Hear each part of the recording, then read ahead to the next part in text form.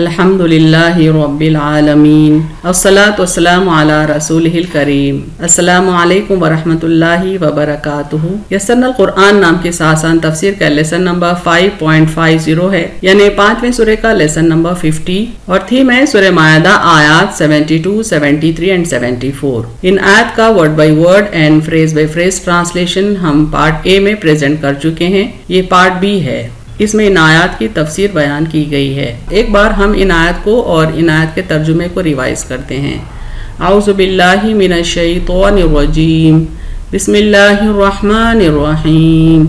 लक़द कफ़रल लज़ीना क़ालू इन्नल्लाहा हुवल मसीह इब्नु मरियम व क़ालल मसीह या बनी इसराईल अब्दुल्लाह रब्बी व रब्बकुम इन्नहु मन युश्रिक बिल्लाहि फ़क़द हर्रमल्लाहु अलैहिल जन्नत व मअवाहुन नार व मा लिज़्ज़ालिमीन मिन अंसार। लक़द कफ़रल लज़ीना क़ालू इन्नल्लाहा सालिसु सलासा व मा मिन इलाहिन इल्ला इलाहुन वाहिद व इल्लम यंतहू अम्मा यक़ूलून लयमस्सन्नल लज़ीना कफ़रू मिनहुम अज़ाबुन अलीम। अफला यतूबून इलल्लाहि व यस्तगफिरून वल्लाहु गफूरुर रहीम। इन आयत का तर्जुमा देखें। बेशक काफिर हुए वो जिन्होंने कहा यकीनन अल्लाह वही मसीह इब्ने मरियम है, जबकि कहा मसीह अलैहिस्सलाम ने ए बनी इसराइल अल्लाह की बंदगी करो जो मेरा भी रब है और तुम्हारा रब भी। बेशक जो अल्लाह का शरीक ठहराए तो यकीनन अल्लाह ने उस पर हराम कर दी जन्नत और उसका ठिकाना दोज़ख है और जालिमों के लिए कोई मददगार नहीं। अलबत्ता काफिर हुए वो लोग जिन्होंने कहा बेशक अल्लाह तीन में का तीसरा है और नहीं कोई माबूद सिवाय अल्लाह वाहिद के, और अगर वो बाज न आए उससे जो वो कहते हैं तो जरूर पहुंचेगा दर्दनाक अजाब उन्हें जिन्होंने कुफ्र किया उनमें से। बस वो क्यों तौबा नहीं करते अल्लाह के आगे और उससे बख्शिश मांगते, और अल्लाह बख्शने वाला मेहरबान है। तफसीर आयत देखते हैं। आयत 72 यहाँ पर फोकस है। सबसे पहले साबिका आयात में यहूद की सरकशी का बयान था।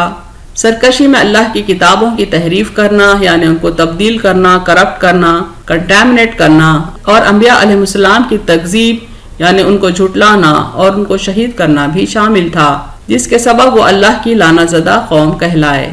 यानी कुरान में कई मुकामात पर हमने देखा कि अल्लाह ताला उन पर लानत कर रहे हैं उनकी इन सरकशियों के सबब, जबकि ईसा अलैहिस्सलाम की मोहब्बत और उनकी वालिदा के एहतराम में गुलू की वजह से यानी एग्जैजरेट कर दिए मामलात को, गुलू की वजह से सिरात मुस्तकीम से हट गए और गुमराह कहलाए।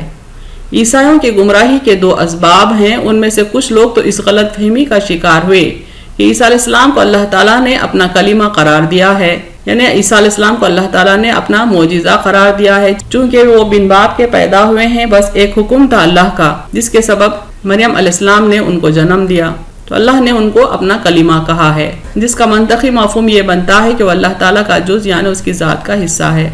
तो इसके ये माने ईसाई लोग ले लिए कि यकीनन वो अल्लाह के बेटे हैं, नऊज़ु बिल्लाह। दूसरी गलत फहमी की वजह उनको दिए गए मोजिज़े थे, यानी ईसाई जो भटक गए हैं उसकी एक वजह ईसा अलैहिस्सलाम को दिए गए बहुत बड़े बड़े मोजिज़े थे। मसलन वो अल्लाह के हुक्म से मुर्दों को जिंदा कर देते थे, कुम भी इज़्निल्लाह कहते तो मुर्दा उठ कर बैठ जाता था। इसी तरह मिट्टी की चुड़िया में रूह फूंकते थे अल्लाह के हुक्म से और उड़ने लगती। इसी तरह अल्लाह के हुक्म से पैदाइश अंधों को बीना कर देते, कोढ़ी को सेहतमंद कर देते, और भी बहुत सारे मोजिज़े वो दिखाते थे अल्लाह के हुक्म से, जिनका जिक्र सूरह आल इमरान में आया है। अल्लाह के मोजिज़ों को अल्लाह की निशानियां समझकर ईसा अलैहिस्सलाम की रिसालत पर ईमान लाने के बजाय लोग उनको ही खुदा समझ बैठे। यानी मोजिज़ों को मोजिज़े समझना चाहिए था, अल्लाह की निशानियां समझना चाहिए था, लेकिन कौम बहक गई। ये बड़े बड़े निशानियां देखकर ईसा अलैहिस्सलाम को ही उन्होंने खुदा समझ लिया, जबकि अल्लाह ताला फरमाते हैं कि लक़द कफ़रल लज़ीना क़ालू इन्नल्लाहा हुवल मसीह इब्नु मरियम। बेशक काफिर हुए वो जिन्होंने कहा यकीनन अल्लाह वही मसीह इब्ने मरियम है। यानी अल्लाह ताला उन लोगों को काफिर कह रहे हैं जो ईसा अलैहिस्सलाम को ही खुदा समझ बैठे, जबकि ईसा अलैहिस्सलाम जिंदगी तमाम यानी माँ की गोद से लेकर आसमान पर उठाए जाने तक कि अल्लाह का पैगाम लोगों तक पहुंचाते रहे कि अल्लाह वाहिद है, ला शरीक है, सबका वही वाहिद खुदा है। यहाँ तक कि ईसा अलैहिस्सलाम और मरियम अलैहिस्सलाम का खुदा भी अल्लाह वाहिद ही है। यानी हम सूरह آل عمران میں دیکھ چکے ہیں کہ عیسیٰ علیہ السلام پیدائش کے دن سے ہی لوگوں سے بات کرتے تھے اور اللہ کی وحدانیت کا اعلان کرتے تھے، یہاں تک کہ آسمان پر اٹھائے جانے تک بھی وہ اللہ کی وحدانیت کا اعلان کرتے تھے اور اپنے آپ کو اور اپنی ماں کو اللہ کے بندے بتاتے تھے۔ وقال المسیح یا بنی اسرائیل اعبدوا اللہ ربی وربکم، جبکہ کہا مسیح علیہ السلام نے اے بنی اسرائیل اللہ کی بندگی کرو جو میرا بھی رب ہے اور تمہارا رب بھی۔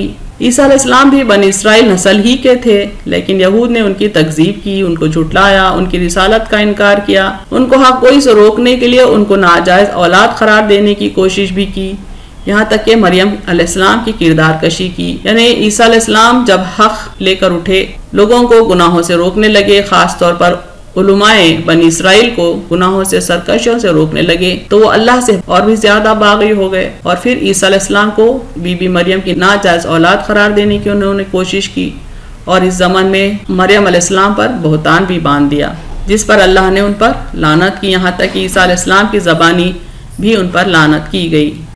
ان کو شہید کرنے کی نیت سے انہیں مقامی بادشاہ کی مدد سے سولی پر چڑھانے کی کوشش کی، لیکن کامیاب نہیں ہوئے۔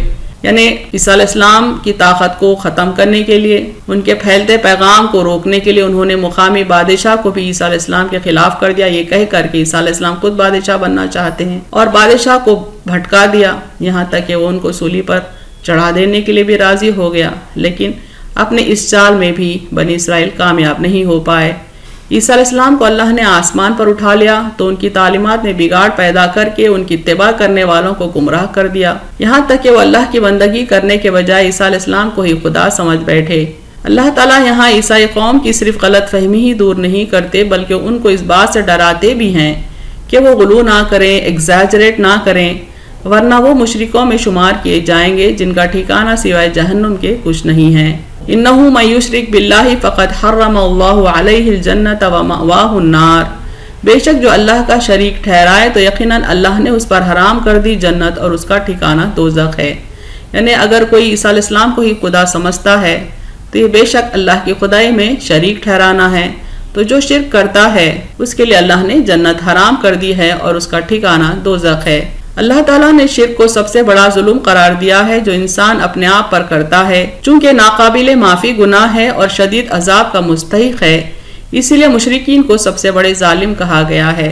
یعنی اللہ کی خدائی میں کسی اور کو شریک ٹھہرا رہے ہیں تو یہ سب سے بڑا ظلم ہے جو انسان اپنے آپ پر کرتا ہے، اور یہ گناہ ناقابل معافی ہے، اسی لیے مشرکین کے لیے سخت عذاب کی وعید آئی ہے۔ اور شرک کرنے والے کا کوئی دوست و مددگار نہیں ہوگا آخرت میں جو اس کی مدد کو آئے اور عذاب سے چھٹکارا دلائے۔ وَمَا لِلظَّالِمِينَ مِنْ أَنصَارٍ، اور ظالموں کے لیے کوئی مددگار نہیں، یعنی آخرت میں بھی مشرکین کی مدد کو کوئی نہیں آئے گا، چونکہ اللہ ان سے سخت ناراض رہے گا۔ انجیل میں اتنی زیادہ تحریف کر دی گئی، یعنی اتنا زیادہ انجیل کو کرپٹ کر دیا گیا کہ اس کے 400 سے زیادہ اقسام ہو گئی، یعنی گاسپل کے 400 سے زیادہ ورژنز فی الوقت موجود ہیں، جن میں سے تقریباً 5 اناجیل یعنی 5 گاسپلز کو عیسائی علماء سچ کے قریب مانتے ہیں، یعنی وہ سچ کے قریب مانے جاتے ہیں، سچ نہیں مانے جاتے، 100% سچ وہ نہیں ہے۔ اس بات کا احساس عیسائی علماء کو ہے، ان کے ریلیجیس اسکالرز کو ہے، لیکن تمام کو یہ علم ہے کہ نہ ہی تورات اور نہ ہی انجیل اصلی حالت میں ہے۔ بہرحال اناجیل کی تحریف شدہ تعلیمات کے سبب عیسائیوں کو مزید بھٹکنے کا موقع مل گیا۔ وہ یقین سے بھی یہ بات نہیں کہتے کہ عیسیٰ علیہ السلام خدا ہیں، بلکہ کبھی کہنے لگتے ہیں کہ وہ خدا کے بیٹے ہیں، تو کبھی کہتے ہیں کہ باپ اور بیٹا ایک ہی ہے اور دونوں میں روح القدس مشترک ہے۔ یعنی جبرائیل علیہ السلام کو، جن کو اللہ تعالیٰ نے روح القدس کہا ہے، وہ سمجھتے ہیں کہ ایک روح ہے، ایک اسپرٹ ہے جو اللہ اور عیسیٰ علیہ السلام کے بیچ کامن ہے، مشترک ہے، یعنی خدا 3 ہے یا 3 میں کا ایک ہے۔ یہ کانسیپٹ آف ٹرینیٹی کہلاتا ہے، جس کے تحت اللہ تعالیٰ اور عیسیٰ علیہ السلام اور ان کے بیچ ایک روح ہے، تو خدا تینوں میں سے کوئی ایک نہ ایک ضرور ہوگا۔ اس طرح سے وہ الجھن کا شکار ہیں، کنفیوزڈ ہیں۔ الجھنوں میں گرفتار عیسائی قوم کو اللہ تعالیٰ مخاطب ہو کر فرماتے ہیں کہ عیسیٰ علیہ السلام کو خدا سمجھنا یا اللہ کو 3 میں کا ایک سمجھنا انتہائی درجے کی گمراہی ہے، بلکہ کفر ہے۔ یعنی وہ بھٹک چکے ہیں، گمراہ ہو چکے ہیں، بلکہ وہ کفر میں مبتلا ہو چکے ہیں، حق کا انہوں نے انکار کر دیا۔ حق یہ ہے کہ اللہ صرف واحد ہے۔ لقد كفر الذين قالوا ان الله ثالث ثلاثة وما من اله الا اله واحد، البتہ کافر ہوئے وہ لوگ جنہوں نے کہا بے شک اللہ 3 میں کا تیسرا ہے اور نہیں کوئی معبود سوائے اللہ واحد کے۔ اس آیت میں اللہ تعالیٰ عیسائی قوم کی الجھنوں اور گمراہی کا ذکر بہترین اور مختصر انداز میں کرتے ہیں۔ یہ وہ قوم ہے جس کے مذہب کی بنیاد ہی متزلزل ہے، یعنی ان کے مذہب کی فاؤنڈیشن ہی ٹوٹلی شیکن ہے۔ وہ لوگ کنفیوژن میں مبتلا ہیں، انہیں یقین سے معلوم نہیں کہ خدا کون ہے، عیسیٰ علیہ السلام کون ہے اور عیسیٰ علیہ السلام کا خدا سے کیا تعلق ہے۔ انہوں نے جانے انجانے میں 3 خدا تصور کر لیے ہیں، یعنی انہوں نے امیجن کر لیا کہ خدا 3 ہیں، یہ سمجھتے ہوئے کہ ان تینوں میں سے کوئی ایک تو یقیناً خدا ہی ہوگا، اللہ ہی ہوگا۔ یہ ان کے کنفیوژن کا ثبوت ہے۔ اسی الجھن میں کبھی عیسیٰ علیہ السلام کو خدا مان لیے، تو کبھی عیسیٰ علیہ السلام کو خدا کا بیٹا مان لیے، تو کبھی روح القدس یعنی جبرائیل امین کو ان دونوں کے درمیان ایک روح سمجھ کر انہیں ہی خدا مان لیا گیا۔ ان کی اسی گمراہی کو دور کرنے کے لیے اللہ تعالیٰ نے ان آیات کو نازل کیا، لیکن یہود کی طرح عیسائی بھی محمد صلی اللہ علیہ وسلم کی رسالت کی تکذیب کیے، قرآن کے من جانب اللہ ہونے کا انکار کیا، یعنی حق بات سے کفر کیا۔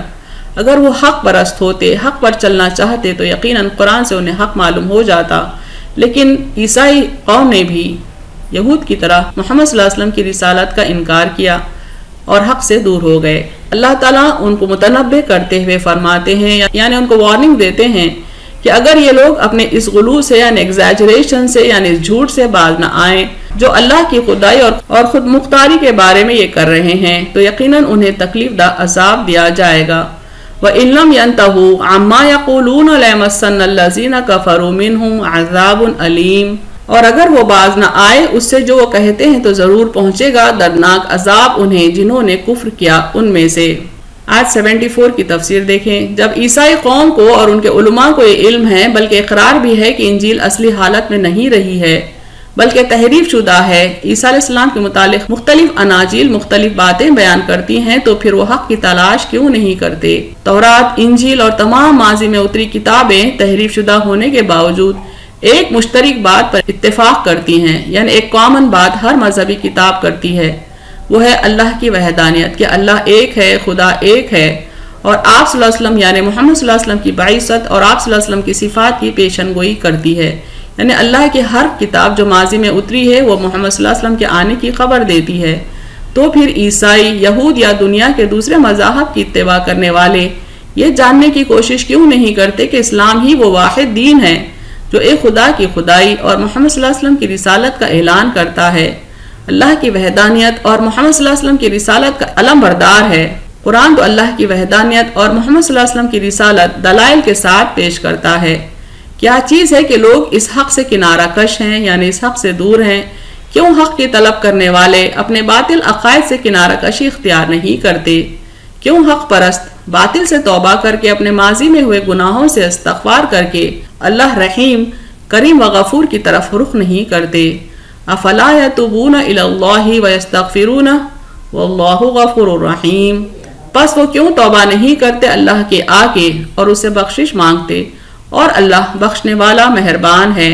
اہم نکات دیکھیں اس تفسیر کے۔ عیسائی قوم میں کئی فرقے ہیں، کوئی عیسیٰ علیہ السلام کو خدا کا بیٹا مقرر کرتا ہے، تو کوئی انہیں خدا ٹھہراتا ہے، تو ان میں سے کوئی انہیں اللہ کا رسول بھی مانتا ہے لیکن محمد صلی اللہ علیہ وسلم کی نبوت کا منکر ہے۔ اللہ تعالیٰ ان تمام فرقوں کو کافر قرار دیتے ہیں، چونکہ عیسیٰ علیہ السلام کی اہم ترین تعلیم یہ تھی کہ اللہ واحد ہے اور سب کا خدا وہی ایک خدا ہے، عیسیٰ علیہ السلام کا بھی، مریم علیہ السلام کا بھی اور عوام کا بھی، اور آپ نے محمد صلی اللہ علیہ وسلم کے رسول کی حیثیت سے آنے کی پیشن گوئی بھی کی ہے۔ عیسیٰ علیہ السلام کو خدا کہنا شرک ہے اور سب سے بڑا ظلم ہے جو انسان اپنے آپ پر کرتا ہے، اس کی کوئی معافی نہیں ہے، ان پر جنت حرام ہے اور وہ دوزخ میں جھونکے جائیں گے اور کوئی اس عذاب سے انہیں چھٹکارا نہیں دلا سکتا۔ وہ لوگ بھی حق کا انکار کرنے والے ہیں جو اللہ کی وحدانیت کے بارے میں متزلزل ہو کر اللہ کو تین میں کا ایک کہتے ہیں۔ اگر وہ اپنے اس جھوٹ سے باز نہ آئیں تو اللہ تعالیٰ انہیں دردناک عذاب دے گا۔ اللہ تعالیٰ آخر میں حق پسند عیسائیوں سے مخاطب ہو کر کہتے ہیں کہ وہ کیوں حق قبول نہیں کرتے، اس گناہ سے باز نہیں آتے، اللہ کے آگے توبہ نہیں کرتے۔ اللہ تو بے انتہا مہربان، غفور و رحیم ہے۔